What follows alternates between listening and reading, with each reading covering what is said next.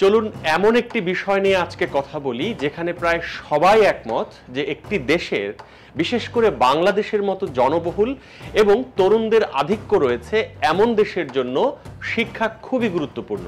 প্রতিটি রাজনৈতিক দলের ভাষণে কিংবা প্রতিশ্রুতিতে শিক্ষার গুরুত্বকে বড় করে তুলে ধরা হয়। প্রতিটি সরকারি পরিকল্পনায়ও শিক্ষা বিষয়ক বক্তব্য থাকে একেবারে শীর্ষে বা এর কাছাকাছি কোথাও। কিন্তু যখন জাতীয় বাজেট ঘোষণা করা হয় তখন পরিসংখ্যান একেবারে ভিন্ন কিছু তথ্য সামনে নিয়ে আসে। বছরের পর বছর ধরেই এমনটা চলছে। বাজেটে শিক্ষা খাত আসলে কতটা গুরুত্ব পায়? শিক্ষা খাত যদি উন্নত না হয় সেটি যুব সমাজের উপর এবং অর্থনীতির উপর কি ধরনের প্রভাব ফেলতে পারে, এসব বিষয় জানবো আজকের স্টার এক্সপিরিয়েন্স উইথ আহসানে। International research and the leading economists in the world have made it very clear. If you want to achieve economic growth, you invest in the first 1,000 days of a child's life, because that's when their health, their nutrition, their brain development is most critical. And if you get that formula right, then you get the economic growth that follows. If you fail to invest well, then the country will not achieve the economic goals it wants, and it will have more security and disenfranchised children, etc. going forward. So looking at education, health, nutrition, water, clean water, protection of children as cost is the wrong approach. Countries have to see it as an investment and to increase that investment so that you're getting a quality result for children. এই মুহূর্তে বাংলাদেশ তার মোট দেশজ উৎপাদনের বা জিডিপির মাত্র 1.5% মতো শিক্ষা খাতে ব্যয় করে। এটি শুধু বৈশ্বিক গড়ের চেয়ে নিচে নয়, ইউনেস্কো যেখানে বাজেটের অন্তত 4 থেকে 6% ব্যয় শিক্ষা খাতের পেছনে করার পরামর্শ দেয়, তার থেকে আমাদের বাজেট বরাদ্দ অনেক কম। সহজ কথায় শিক্ষা খাত নিয়ে সরকারের প্রতিশ্রুতিগুলো যত উচ্চাকাঙ্ক্ষী শোনায়, তাদের বিনিয়োগ ঠিক ততটাই কম। আর এই প্রয়োজন ও প্রতিশ্রুতির তুলনায় এই ঘাটতি শুধু কাগজে কলমেই সীমাবদ্ধ থাকে না, এটা বাস্তব জীবনেও প্রতিফলিত হয়। উদাহরণ দিয়ে বলি, এই বিনিয়োগের ঘাটতির কারণেই দেখা যায় এমন অনেক স্কুল রয়েছে যেখানে বিদ্যুৎ নেই, এমন অনেক শ্রেণীকক্ষ রয়েছে যেখানে একজন শিক্ষককে 70 জন কিংবা 80 জন শিক্ষার্থীরও দায়িত্ব নিতে হয়। কোনো কোনো ক্ষেত্রে সেই সংখ্যাটা আরও বেশি। শহর থেকে দূরবর্তী বা বন্যাপ্রবণ এলাকায় যেখানে শিক্ষার্থীরা কখনো কখনো সপ্তাহের পর সপ্তাহ স্কুলে যেতে পারে না প্রাকৃতিক দুর্যোগের কারণে, সেখানে পড়াশোনা চালিয়ে যাওয়ার জন্য কোনো ডিজিটাল বিকল্প নেই। আমরা শিশুদের বলছি আধুনিক প্রতিযোগিতামূলক পৃথিবীর জন্য প্রস্তুত হতে, অথচ দিচ্ছি এমন সব সরঞ্জাম ও পদ্ধতি যা অনেক আগেই পিছনে পড়ে গিয়েছে। এটি আগামীতে আমাদের এগিয়ে যাওয়ার পথকে সংকুচিত করে ফেলতে পারে। শিক্ষা ব্যবস্থা এমন একটি ভিত্তি যার উপর আমরা ভবিষ্যতের সবকিছু গড়ে তুলতে চাই। যদি আমরা শিক্ষায় ভুল করি তাহলে অন্য সব কিছুতেই ভুল হবে। চাকরির সাথে খাপ খাওয়ানো, উদ্ভাবন, শাসন ব্যবস্থা, এমনকি গণতন্ত্র।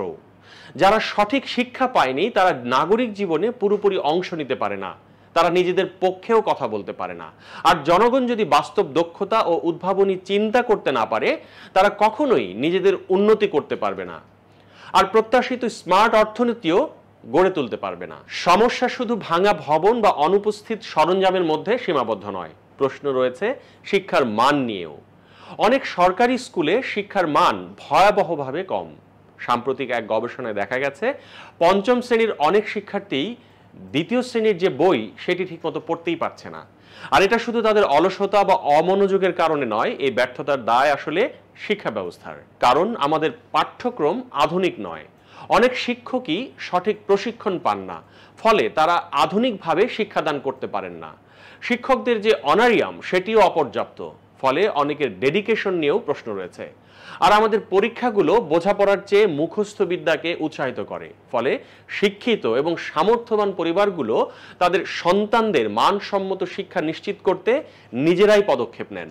তারা টিউশন, কোচিং সেন্টার এবং ব্যয়বহুল বেসরকারি স্কুলের পিছনে ছুটতে থাকেন। কিন্তু যাদের সামর্থ্য নেই তাদের সন্তানরা পিছিয়ে পড়েন বিশ্ববিদ্যালয়ে ভর্তির ক্ষেত্রে কিংবা কর্মক্ষেত্রে।